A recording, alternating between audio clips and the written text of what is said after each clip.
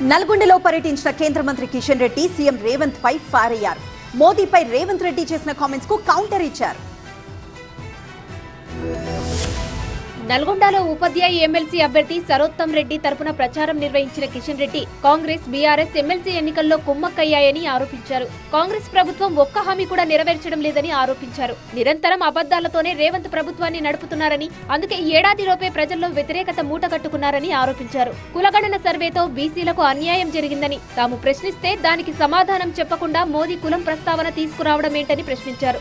మన రాష్ట్రంలో కూడా బీసీలందరూ కూడా ఎప్పుడు గుర్తింపు వచ్చింది? రేవంత్ రెడ్డికి అవగాహన ఉందా?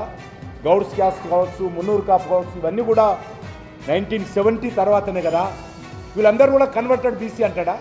ఎన్డీఏ ప్రభుత్వం వచ్చేంత వరకు కూడా మండల్ కమిషన్ నివేదిక అమలు చేయలేదు. సోనియా గాంధీ తొక్కిపెట్టింది. బీజేపీ ప్రభుత్వం వచ్చిన తర్వాతనే మండల్ కమిషన్ ఇంప్లిమెంట్ చేశాం. కాబట్టి వీళ్ళు మాకు చెప్పాల్సిన అవసరం లేదు. బీసీ కమిషన్కు రాజ్యాంగబద్ధమైన హోదా ఇవ్వలే. నరేంద్ర మోడీ గారు వచ్చినాక కేంద్ర ప్రభుత్వాన్ని విమర్శించే నైతిక హక్కు బీఆర్ఎస్ కాంగ్రెస్ కు లేదన్నారు కిషన్ రెడ్డి.